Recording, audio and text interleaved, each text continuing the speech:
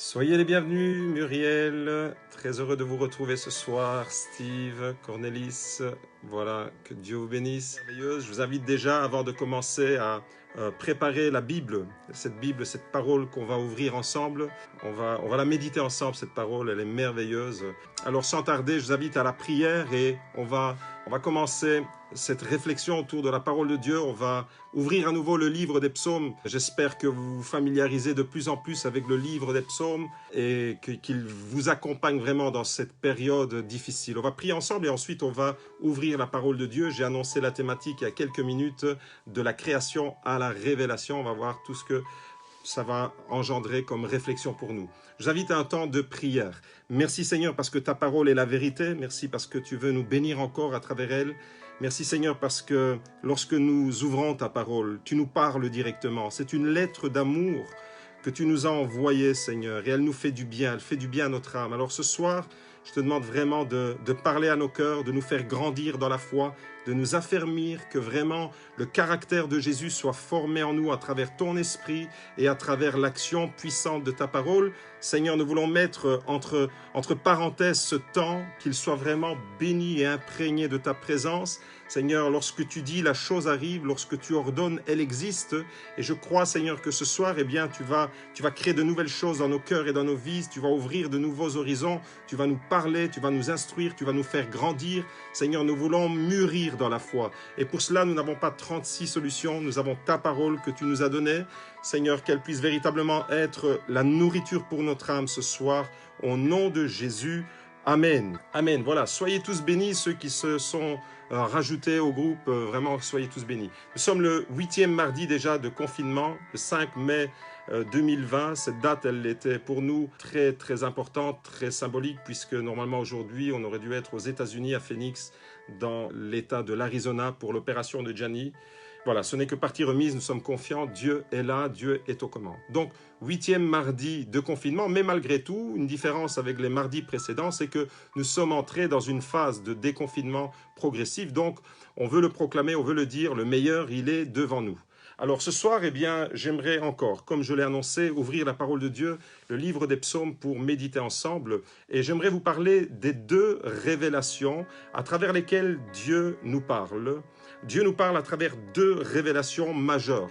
Et pour ça, eh bien, nous allons découvrir le psaume 19. Je vous invite à ouvrir avec moi la parole de Dieu, le psaume 19. Nous lisons à partir du premier verset. C'est un psaume de David, encore une fois, et il dit ceci au chef des chœurs, psaume de David, verset 2. « Les cieux racontent la gloire de Dieu et l'étendue céleste annonce l'œuvre de ses mains. Le jour en donne instruction au jour, la nuit en donne connaissance à la nuit. Ce n'est pas un langage, ce ne sont pas des paroles, leur voix n'est pas entendue. Leur trace apparaît sur toute la terre. Leurs accents vont aux extrémités du monde, où il a placé une tente pour le soleil. Et celui-ci, semblable à un époux qui sort de sa chambre, se réjouit comme un héros de parcourir sa route. Il s'élance d'une extrémité du ciel et achève sa course à l'autre extrémité. Rien ne se dérobe à sa chaleur. » Jusque-là, on a lu les 7 premiers versets et c'est ce que je vais appeler le premier livre à travers lequel Dieu nous parle, le livre de la création. Dieu nous parle à travers sa création. Attention, maintenant, on passe à une autre révélation à partir du verset 8, la loi de l'Éternel. Ici, il est question maintenant d'une autre révélation, la Torah de l'Éternel. Je préfère ne pas traduire le mot qui apparaît dans le texte biblique en le laissant tel qu'il est en hébreu, Torah, parce que le mot Torah, c'est plus que la loi. Le mot Torah, c'est l'instruction, c'est l'enseignement fondamental, c'est la parole de vie, c'est la parole qui nous dit un chemin. C'est plus qu'une loi avec un caractère juridique. Comprenez que c'est beaucoup plus intéressant de garder la notion de Torah comme une instruction. Donc l'instruction de l'Éternel est parfaite, elle restaure l'âme. Le témoignage de l'Éternel est véridique, il rend sage le simple. Les ordres de l'Éternel sont droits, ils réjouissent le cœur. Les commandements de l'Éternel sont limpides, ils éclairent les yeux. La crainte de l'Éternel est pure, elle subsiste à toujours. Les ordonnances de l'Éternel sont vraies, elles sont toutes justes, plus précieuses que l'or, même que beaucoup d'or fin, plus douces que le miel, même que le miel qui coulent des rayons. Ton serviteur aussi en est averti, pour qui les observe, l'avantage est grand. Qui connaît ses fautes involontaires? Pardonne-moi ce qui m'est caché. Préserve aussi ton serviteur des présomptueux, qu'il ne domine pas sur moi. Alors je serai intègre, innocent de péché grave. Reçois favorablement les paroles de ma bouche et la méditation de mon cœur en ta présence, ô Éternel, mon rocher et mon Rédempteur. Amen. Alors j'espère que vous l'avez remarqué, comme je l'ai moi-même indiqué, ce psaume est constitué de deux parties. Les versets 1 à 7 nous parlent de la révélation à travers la création, la révélation de Dieu. Dieu nous parle à travers sa création. Et les versets 8 à 15 nous parlent de la révélation écrite, de la parole de Dieu. C'est ce que les théologiens appellent la double révélation. D'une part, il y a une révélation générale qui est accessible par tous les hommes. Tous les hommes de la planète entière depuis toujours ont accès directement. Dès qu'ils ouvrent les yeux, la création est une révélation. La création est un livre ouvert, à ciel ouvert. La création nous parle. Et la deuxième révélation, et on trouve les deux dans ce psaume 19, du verset 1 à 7, la révélation de la création, et du verset 8 à 15, la révélation spécifique. La première, elle est générale, et la deuxième, elle est spécifique. C'est celle qui nous est révélée à travers la Bible, à travers l'Ancienne et la Nouvelle Alliance. Alors, le premier livre par lequel Dieu nous parle, c'est la création. Et l'apôtre Paul va entrer dans le même sujet en Romains chapitre 1. Je vous invite à ouvrir Romains chapitre 1 à partir du verset 18. Et l'apôtre Paul va parler lui aussi de cette révélation qu'il y a dans la nature, dans la création. Et je pense qu'en ce moment de confinement, alors qu'il y a des belles journées, d'autres sont plus pluvieuses, mais nous redécouvrons, j'étais surpris tout à l'heure en allant un peu sur le fil d'actualité Facebook, qu'un frère, petit clin d'œil ici à Eric, qui a partagé des belles photos en disant « elle est belle la nature ». Et il a raison, et vous avez raison de dire que la nature est belle, parce que la nature est le produit et l'accomplissement d'une volonté. Dieu a créé, et ce que Dieu crée est beau, c'est parfait. Et Romains chapitre 1, au verset 18, l'apôtre Paul reprend cette thématique de la création, et il va dire au verset 18, la colère de Dieu se révèle du ciel contre toute impiété et toute injustice des hommes qui retiennent injustement la vérité captive, car ce qu'on peut connaître de Dieu, voilà, ici c'est une révélation, ce qu'on peut connaître de Dieu est manifeste pour eux. Ici, l'apôtre Paul est en train de parler de l'être humain en général. L'apôtre Paul est en train de parler de l'homme naturel. Quand il ouvre ses yeux sur la création, la Bible nous dit clairement que ce qu'on peut connaître de Dieu, donc on peut arriver à connaître Dieu à travers l'observation minutieuse de la création. Ce qu'on peut connaître de Dieu est manifeste pour eux, car Dieu le leur a manifesté. En effet, au verset 20, les perfections invisibles de Dieu, sa puissance éternelle et sa divinité se voient fort bien depuis la création du monde quand on les considère dans ses ouvrages. Ils sont donc inexcusables, puisque, ayant connu Dieu, ils ne l'ont pas glorifié comme Dieu et ne lui ont pas rendu grâce. Mais ils se sont égarés dans de vains raisonnements et leur cœur sans intelligence a été plongé dans les ténèbres. Se vantant d'être sages, ils sont devenus fous. Voilà un peu le constat que l'apôtre Paul faisait sur l'humanité qui a accès à cette révélation, une révélation à ciel ouvert, une révélation à travers la nature, mais ils n'ont pas pris en considération le message que Dieu envoyait à travers la création. Alors pour l'apôtre Paul, c'est clair, c'est limpide, on ne peut pas se tromper. La nature nous fournit des preuves abondantes et convaincantes de la présence de Dieu.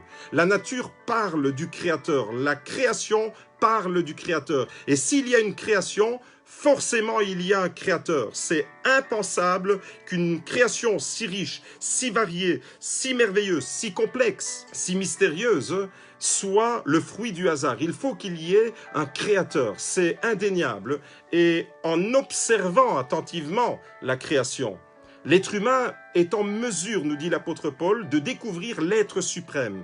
En observant la création c'est comme un poteau indicateur, c'est comme une flèche qui nous indique la voie à suivre. L'être humain, à partir de la création, est en mesure de découvrir l'être suprême, celui que nous appelons Dieu.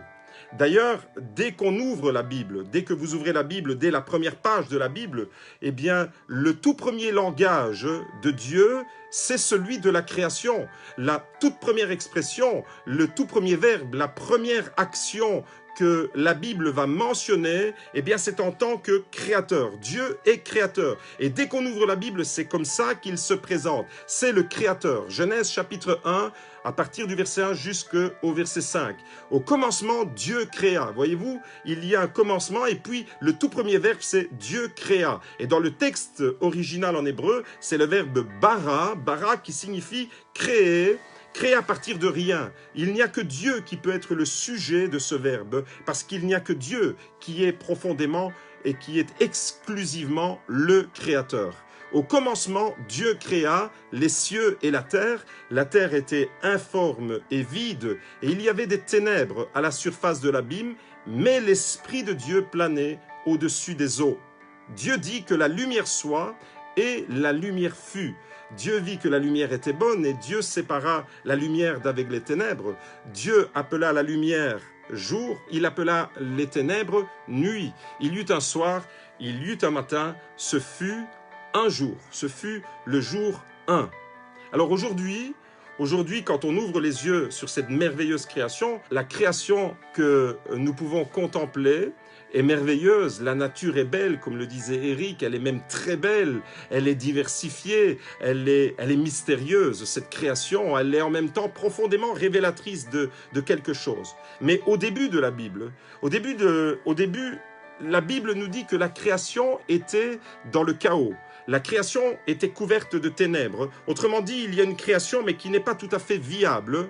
Il y avait un potentiel dans cette création, et un potentiel extraordinaire même, mais qui devait être libéré. Et comment Dieu va libérer ce potentiel de la création? À travers sa parole. La révélation, la création nous amène à la parole de Dieu, et la révélation produit la création. C'est à travers sa parole, la parole de Dieu, que la vie va être rendue possible. Au départ, la Bible nous dit que la terre était informe et vide. C'était tohu bohu. C'était un chaos, il y avait une épaisse ténèbre qui couvrait la face de la terre, et la vie ne pouvait pas se développer, ne pouvait pas se manifester. Mais il a fallu que Dieu parle à cette création, il a fallu que Dieu prononce des paroles, et à travers sa parole, il va faire apparaître la lumière, à travers sa parole, il va mettre de l'ordre, à travers sa parole, il va structurer. La parole de Dieu, elle est créatrice, mais la parole de Dieu, elle communique la vie, la parole de Dieu va organiser, la parole de Dieu va structurer. Et dans le récit de Genèse 1, il y a vraiment une séparation des éléments. On voit que Dieu est un Dieu d'ordre, et c'est par sa parole. C'est par sa parole qu'il amène la vie, c'est par sa parole qu'il va mettre de l'ordre dans la création. Voyez-vous, et dans le psaume 19, le psaume qui nous concerne ce soir, eh bien, le psaume 19 commence par le langage non verbal de la création. C'est un langage. À travers la création, Dieu nous parle, mais ce ne sont pas des mots. On ne peut pas entendre un discours comme celui que je suis en train de prononcer devant vous. C'est un langage non verbal, et Dieu nous parle à travers sa création. Les cieux, nous dit David, racontent. C'est bien il y a bien une révélation. Les cieux racontent la gloire de Dieu, et l'étendue céleste annonce l'œuvre de ses mains. Quand on s'arrête rien qu'au verset 2, c'est extraordinaire, parce que si vous vous arrêtez une nuit, quand le ciel est étoilé, qu'il n'y a pas de nuages, et que vous contemplez la voûte céleste, eh bien, selon la Bible, ce que vous êtes en train de voir est en train de raconter la gloire de Dieu. L'étendue céleste annonce l'œuvre de ses mains. Et puis, quand on observe la succession des jours et des nuits, eh bien, la Bible nous dit au verset 3, psaume 19, verset 3, « Le jour en donne instruction au jour, la nuit en donne connaissance à la nuit. Ce n'est pas un langage, ce ne sont pas des paroles, ce n'est pas un discours, leur voix ne peut pas être entendue. » Et dans ce texte, c'est comme si David était en train de nous dire « Prenez conscience qu'il y a un Créateur, et tout autour de vous pointe vers le Créateur. » La création nous indique vraiment le chemin vers le Créateur. Alors, c'est vrai pour ce qui est visible à l'œil nu, En médecine, on va parler alors de macroscopique. Les éléments macroscopiques, c'est ce qui est visible à l'œil nu. Mais c'est vrai aussi pour ce qui est microscopique, et j'aimerais m'attarder un instant sur cette notion des éléments microscopiques qui ne sont pas nécessairement accessibles à l'œil nu, mais que nous avons accès aujourd'hui à travers les techniques développées, les infrastructures qui sont à la disposition de l'être humain. Le psaume 33, au verset 6, nous dit que les cieux ont été faits par la parole de l'Éternel et toute leur armée par le souffle de sa bouche. Donc les cieux ont été faits par la parole de l'Éternel. Au verset 9 du psaume 33, « Car il dit et la chose arrive, il ordonne et elle existe. » Voyez-vous, au fait, la Bible dit que nous sommes des créatures merveilleuses parce que nous sommes le reflet du Créateur qui est merveilleux. Psaume 139 au verset 14. Vous êtes, et je m'adresse à vous personnellement, et il est bon de se rappeler que même pendant le confinement, vous restez des créatures merveilleuses. Nous avons été créés de façon merveilleuse. Nous avons été créés de manière extraordinaire. Et la création est merveilleuse, elle est mystérieuse. Et j'aimerais donner 2-3 exemples ici qui nous font prendre vraiment conscience du génie extraordinaire que le Créateur a déployé dans sa création. Par exemple, dans les océans. Dans les océans, il y a du phytoplancton. Alors, est-ce que vous avez déjà entendu parler du phytoplancton? Probablement que oui, mais pour ceux qui ne le savent pas, le phytoplancton est un végétal microscopique, c'est-à-dire que vous ne pouvez même pas le voir. Si vous allez vous baigner dans l'océan, si vous allez vous baigner dans la Méditerranée ou dans n'importe quelle mer, dans n'importe quel océan, vous ne le verrez pas. Le phytoplancton est un végétal microscopique qui est à la base du réseau alimentaire océanique.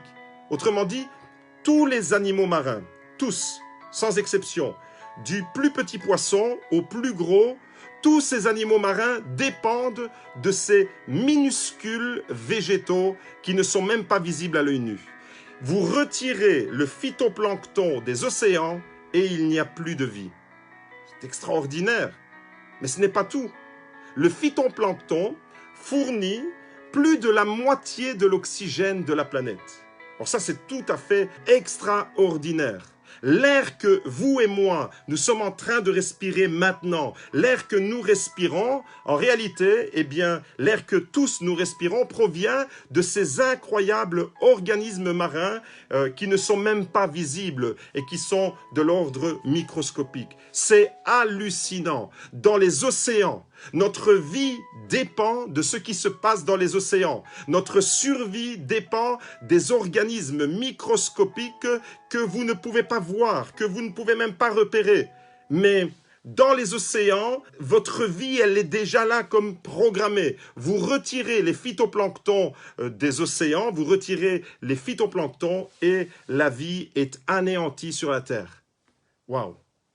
Un jour, un autre exemple, j'ai visionné une vidéo d'un prédicateur américain que j'estime tout simplement extraordinaire. Ce prédicateur disait dans un de ses messages, je le cite, « En regardant à l'intérieur de vous, en profondeur dans le corps humain, on trouve une molécule. » Encore une fois, il est question de quelque chose qui n'est pas perceptible à l'œil nu. On trouve une molécule de protéines appelée laminine. À la fin de la réunion, un biologiste s'est approché de lui, un biologiste moléculaire s'est approché du pasteur et lui dit « Si tu veux parler de la gloire de Dieu et du corps humain, tu dois parler de la laminine. » Alors ce pasteur était un peu désemparé, il ne savait pas trop comment gérer cet homme qui est venu le voir à la fin de ce message. Embarrassé, il dit « Ok, je parlerai de la laminine, mais je ne pense pas que mes auditeurs y comprendront quelque chose. » Et ce biologiste moléculaire insiste « Tu dois parler, si tu veux parler de la gloire de Dieu, si tu veux parler du corps humain qui a été créé à l'image de Dieu, tu dois parler de la laminine. » La laminine est une protéine. Elle est invisible, c'est une protéine très importante pour le corps humain. C'est elle qui tient la structure du corps tout entier. C'est comme l'acier, dit-il, dans une construction qui tient la structure de l'édifice. Sans la laminine dans notre corps, nous ne tiendrons pas debout. La laminine sert à la cohésion de notre corps, sert à la cohésion de nos tissus. La laminine, c'est cet ensemble de protéines, de molécules qui servent à la cohésion de notre partie osseuse, des tissus mous. Enfin bref, la laminine, elle est un peu partout et c'est elle qui nous maintient, elle nous structure. Alors, je m'adresse à vous ce soir. Est-ce que vous avez déjà entendu parler de la laminine?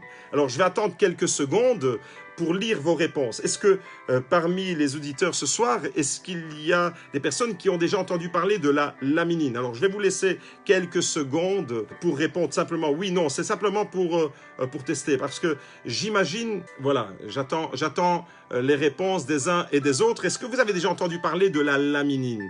Alors la laminine, j'imagine que vous avez envie de savoir à quoi elle ressemble, la laminine. Eh bien, à quoi ressemble cette protéine? Voilà, merci Olivier, il y a deux réponses. Beaucoup de personnes n'ont pas entendu parler de la laminine. En réalité, selon ce professeur, eh bien, la laminine, c'est ce qui sert à structurer notre corps et à nous maintenir. Eh bien, j'imagine que vous avez tous envie de découvrir à quoi ressemble la laminine. Alors, vous allez tout de suite comprendre pourquoi elle est si importante et pourquoi je vous parle de la laminine. Voici le schéma de la structure de cette protéine. Et en dessous, vous pouvez voir l'image telle qu'elle apparaît ici au microscope. C'est tout simplement extraordinaire. Voyez-vous, ceci, c'est le schéma de la structure, je vous le montre encore, c'est le schéma de la structure de la protéine qui nous maintient, qui maintient notre corps. Sans cette protéine, nous ne pourrions pas tenir. C'est hallucinant. Et c'est un peu comme si Dieu le Créateur avait mis sa signature. Regardez à quoi ressemble la laminine. C'est une forme de croix. Mes amis, j'aimerais vous dire que c'est tout simplement extraordinaire. La Bible dit, en parlant de Jésus qui est la parole de Dieu, il soutient toute chose par sa parole puissante. C'est le Christ par sa parole qui soutient. C'est un peu comme si Dieu, dans sa création extraordinaire que nous sommes, il avait déjà placé la croix dans notre composante, dans notre ADN, dans ce que nous sommes à l'intérieur. C'est hallucinant. Il soutient toute chose par sa parole. Waouh! Dieu a mis sa signature. Dieu a mis sa signature. Il nous a créé à son image et il avait déjà annoncé en nous créant la merveilleuse œuvre qui allait se produire à la croix. Waouh! Alors, ce soir, mes amis, j'aimerais vous dire que si Dieu est capable de mettre du phytoplancton dans les océans, qui est une algue, un végétal microscopique, si Dieu a été capable de placer de telles protéines dans votre corps, la laminine, eh bien j'aimerais vous dire qu'il est capable de détruire un virus microscopique qu'on appelle coronavirus. S'il a été capable de placer dans notre corps de la laminine, s'il a été capable de placer dans les océans du phytoplancton, il est capable ce soir de détruire le coronavirus en un instant, en un claquement de doigts, parce que Dieu est tout-puissant. Mes amis, j'aimerais vous dire que non seulement ce créateur de l'infiniment grand, non seulement ce créateur de l'infiniment petit est plus qu'un génie, mais en plus il veut nous parler. En plus, il veut nous instruire. Il veut mettre de l'ordre dans notre vie, comme il l'a fait au début de la création, dans Genèse 1. Il nous amène à la vie et ensuite il va structurer notre vie. Il va parler, il va prononcer des paroles. Ce Dieu-là n'est pas seulement le créateur, mais il est aussi le révélateur. Il est celui qui veut se révéler à nos cœurs. La création doit nous faire prendre conscience qu'il y a un Dieu tout-puissant qui est au-dessus de tout et qui a tout orchestré. Mais ce Dieu-là ne veut pas être un créateur inconnu. Ce Dieu-là ne veut pas être un créateur lointain. Ce Dieu-là veut être un père pour chacun de nous. Ce Dieu-là veut être un ami intime. Ce Dieu-là, il veut nous parler et il veut nous communiquer sa parole. Il veut nous instruire. Il veut mettre de l'ordre dans notre vie à travers sa parole. Comme au début de la création.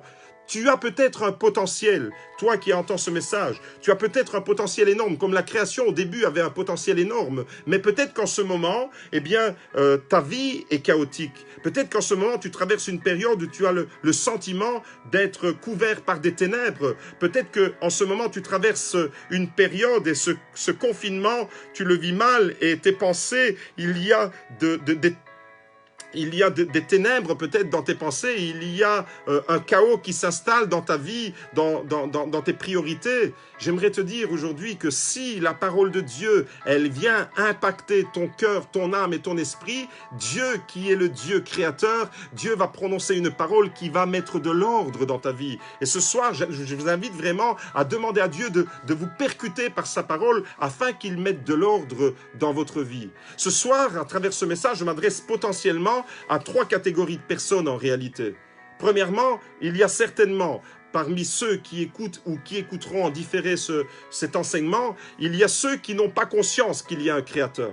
Ceux qui n'ont pas encore, malgré la création, malgré que la création est un livre ouvert, malgré que la création est extraordinaire, la création qui nous parle d'un créateur, waouh! Malgré tout ça, peut-être que tu fais partie de cette catégorie de personnes qui n'a pas encore pris conscience qu'il y a un créateur. Alors, si tu fais partie de cette catégorie, eh bien, je t'invite à observer attentivement la création, à ouvrir tes yeux et à contempler la création parce que cette création, elle va te conduire inéluctablement vers le Créateur.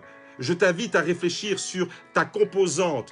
Dans ton ADN, Dieu a placé de la laminine. Tapez sur Google laminine et vous allez voir l'article qui va apparaître. Laminine, vous allez voir que la croix va apparaître. C'est époustouflant. Je m'adresse peut-être à une catégorie de personnes qui n'ont pas encore pris conscience qu'il y a un créateur.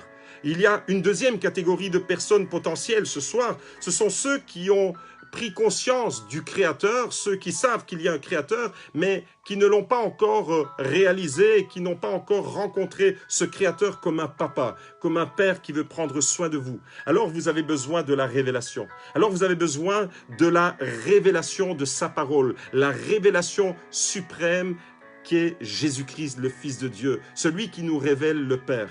Vous avez peut-être pris conscience du Créateur, mais vous n'avez pas encore pris conscience que ce Créateur-là veut être proche de vous. Ce Créateur-là veut être vraiment un papa et un papa d'amour. Et puis, il y a une troisième catégorie de personnes, ceux qui non seulement ont pris conscience qu'il y a un Créateur, mais qui ont réalisé que ce Créateur est un papa. Ils savent qu'il y a un Créateur quelque part et ils savent que ce Créateur est un papa rempli d'amour. Le Créateur est un Père.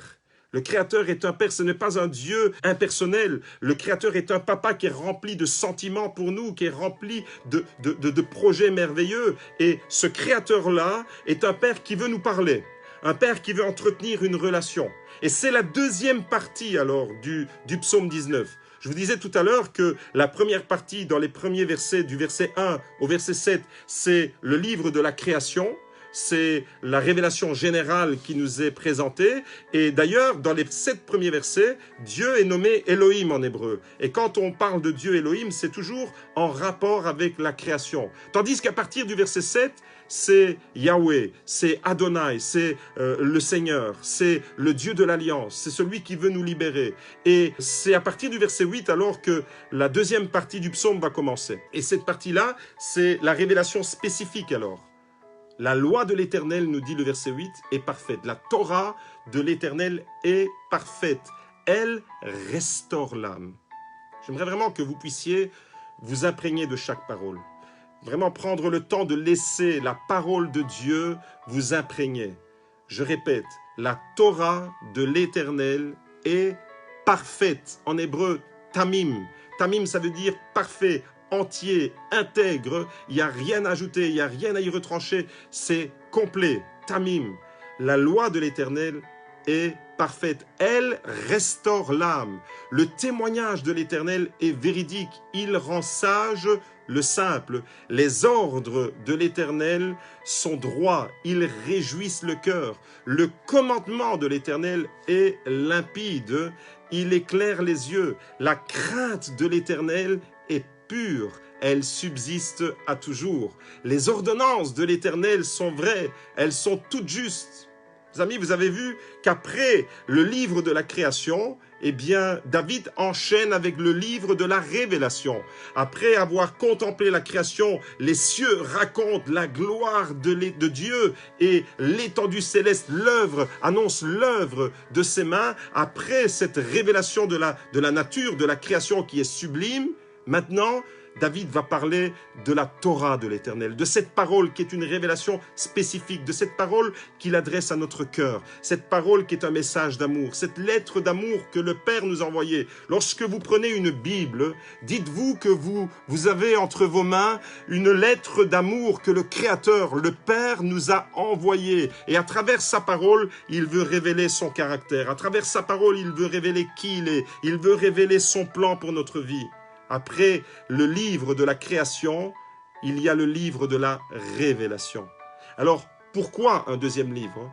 Pourquoi celui de la révélation? Est-ce que ce n'était pas suffisant, la création? Eh bien, tout simplement parce que si tu n'as pas compris à travers la création, il va se révéler dans ta vie à travers sa parole écrite, à travers un message d'amour, à travers, il va te dire, mais regarde ma création, elle est extraordinaire, elle te parle de moi, de qui je suis, elle te parle de ma puissance, elle te parle de ce que je suis capable de faire, mais à travers la création, tu ne peux pas connaître le plan rédempteur de Dieu. À travers la création, tu ne peux pas connaître, même s'il a mis la croix au plus profond de notre ADN, comme la laminine le démontre, mais tu ne peux pas connaître le plan rédempteur. Tu as besoin de la révélation de la parole de Dieu. Tu as besoin que Dieu se révèle à ton cœur. Tu as besoin de connaître les attributs de Dieu. Et les attributs de Dieu, tu ne peux être certain, tu ne peux les connaître qu'à travers sa parole écrite. Bien sûr, l'éternité de Dieu, la toute-puissance de Dieu, eh bien, tu peux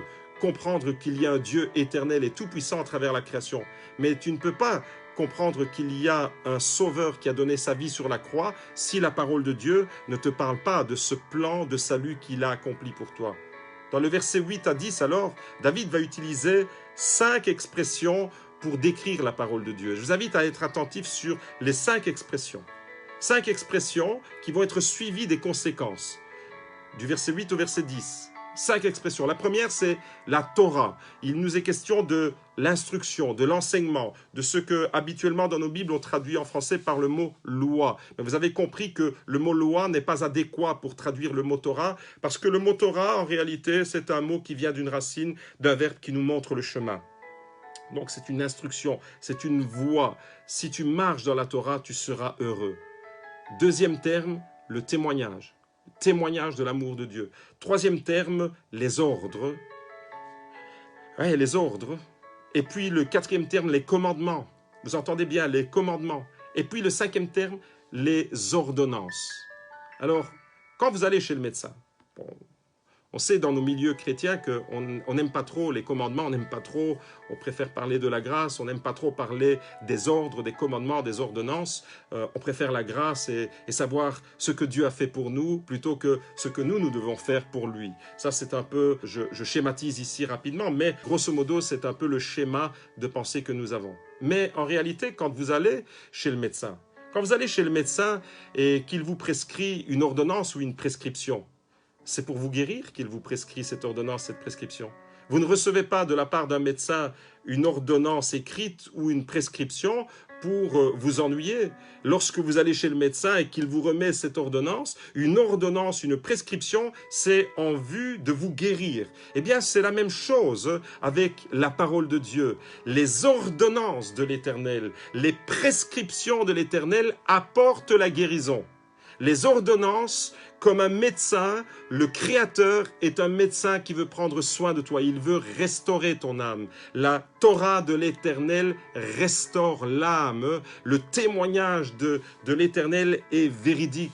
Il apporte la guérison, la parole de Dieu restaure l'âme. Alors la parole de Dieu, elle amène les choses à l'existence, la parole de Dieu est créatrice, la parole de Dieu va mettre de l'ordre, mais maintenant nous apprenons que la parole de Dieu, elle va faire plus que ça. Et vous remarquez ce qu'il est dit à propos de la parole de Dieu. La parole de Dieu, elle est parfaite. Elle est digne de confiance, elle est juste, elle est limpide, elle est pure. Et la perfection alors de la création, la perfection de sa création se retrouve dans la perfection de la parole de Dieu. Et je voudrais terminer cette méditation, cette réflexion autour du psaume 19 ce soir avec ce dernier point. Que se passe-t-il quand on laisse agir la parole de Dieu en nous? Que se passe-t-il quand cette parole que David met en avant, que se passe-t-il quand elle agit dans nos cœurs? Eh bien, cette parole, elle va donner la vie. Cette parole va communiquer la sagesse. Cette parole va communiquer, va transmettre la joie du cœur. Cette parole va donner de l'intelligence, va donner du discernement. L'expression que David utilise, c'est « elle éclaire les yeux ». La parole de Dieu fait tout ça. Et la parole de Dieu subsiste à jamais. Il y a 5 expressions pour décrire la parole de Dieu. Il y a le mot Torah, il y a le mot témoignage, il y a les ordres, les commandements et les ordonnances, et ces 5 termes sont accompagnés des effets de la parole de Dieu. Et quand cette parole qui est à la fois une instruction, une ordonnance, un commandement, qui est à la fois un témoignage d'amour, quand on laisse agir la parole de Dieu dans nos cœurs, d'où l'importance de ne pas seulement lire, mais de méditer, de se nourrir. Il faut que la parole de Dieu, eh bien, qu'elle puisse descendre au fond de nos entrailles. Et vous savez, ce que nous mangeons va envahir notre corps. Si nous nous nourrissons de bons éléments, eh bien, nous allons en tirer la substance, les vitamines vont être intégrées à notre corps. Eh bien, dans le monde spirituel, c'est la même chose. Si nous nourrissons notre âme de la parole de Dieu qui est une instruction, un témoignage, un commandement, un ordre, qui est à la fois toutes ces choses, des ordonnances, eh bien, elle va, parce qu'elle est parfaite, parce qu'elle est digne de confiance, parce qu'elle est juste et parce qu'elle est limpide et qu'elle est pure, accompagnée de 5 adjectifs qui qualifient la parole de Dieu, elle va produire en nous quelque chose de merveilleux, elle va nous communiquer la vie, elle va nous transmettre une sagesse qui n'est pas la sagesse des hommes, mais une sagesse divine, une sagesse d'en haut, une sagesse qu'on ne peut pas acquérir. Ce n'est pas une sagesse de ce monde, c'est la sagesse d'en haut, celle qui nous vient parce qu'on se laisse imprégner de la parole de Dieu. Quand on s'imprègne de la parole de Dieu, elle nous communique la vie, la sagesse, la joie du cœur. Aujourd'hui, comme je vous ai dit, c'est une journée particulière pour nous. C'est une journée qui est à la fois triste parce qu'on voit notre fils Gianni qui est dans une souffrance intense depuis 7 mois et aujourd'hui devait être le jour où on devait l'opérer. On devait se retrouver aux États-Unis, à Phoenix, en Arizona, pour son opération. Et voyez-vous, on est là dans cette condition-là. Mais malgré tout, la parole de Dieu qui imprègne nos vies nous communique la joie. La joie de l'Éternel qui ne dépend pas des circonstances, mais qui dépend de la présence de sa parole au fond de notre cœur. Cette parole, quand on s'en imprègne, cette parole, la Bible, la parole de Dieu, quand on s'en imprègne, elle nous donne également l'intelligence. Elle nous ouvre l'esprit, elle nous donne le discernement. Elle éclaire nos yeux pour comprendre notre vie, notre environnement, pour comprendre ce qui est en train de nous arriver. La parole de Dieu va nous amener à vivre toutes ces choses. Et 5e, David termine avec ça en disant qu'elle subsiste à jamais. La parole de Dieu subsiste à jamais. Jésus le dira aussi, le ciel et la terre passeront, mais ma parole ne passera pas. Et je termine avec le verset 11 ce soir. La parole de Dieu, nous dit David au verset 11, psaume 19, la parole de Dieu est plus précieuse que l'or, même que l'or fin, plus douce que le miel, même que le miel qui coule des rayons. Psaume 19, verset 11. Alors les amis, ce soir, eh bien que la parole de Dieu soit douce, douce à vos cœurs comme du miel, et qu'elle puisse apporter à ceux qui en ont besoin guérison, restauration, qu'elle puisse communiquer la vie, qu'elle puisse véritablement vous transmettre, me transmettre, nous transmettre la sagesse de Dieu. Que la parole de Dieu, ce soir, puisse nous communiquer la joie, qu'elle puisse ouvrir, élargir notre intelligence. Que Dieu vous bénisse avec ces paroles et que vraiment le Dieu de la création devienne pour chacun le Dieu de la révélation, le Dieu qui veut révéler son amour. Et la révélation suprême alors de Dieu, c'est son Fils Jésus. Tout converge vers lui. De la création à la révélation, cette révélation aboutit, comme le dit l'Épître aux Hébreux, elle aboutit au Fils de Dieu. Après avoir autrefois, à plusieurs reprises et de plusieurs manières, parlé à nos pères par les prophètes, Dieu nous a parlé par le Fils en ces jours qui sont les derniers. Hébreux, chapitre 1. Au verset 1, « Il l'a établi héritier de toutes choses, et c'est par lui qu'il a fait le monde. Le Fils, qui est le rayonnement de sa gloire et l'expression de son être, soutient toutes choses par sa parole puissante. Après avoir accompli la purification des péchés, il s'est assis à la droite de la majesté divine dans les lieux très hauts, devenu d'autant supérieur aux anges qu'il a hérité d'un nom bien différent du leur.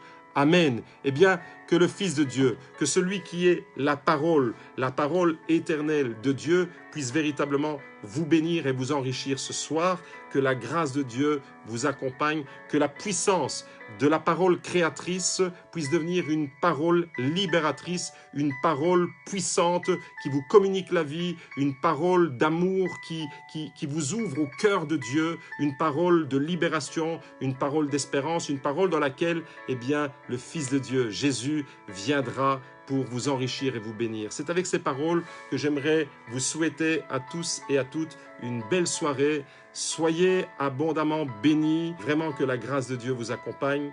Et je vous fixe rendez-vous dimanche matin pour le culte. Que Dieu vous bénisse à travers sa parole, de la création à la révélation, à la libération. Les trois aspects sont présents. Le Dieu créateur, c'est aussi le Dieu révélateur, c'est aussi le Dieu libérateur. Que Dieu vous bénisse et qu'il accomplisse son plan parfait dans la vie de chacun. À très bientôt les amis. Ciao, ciao.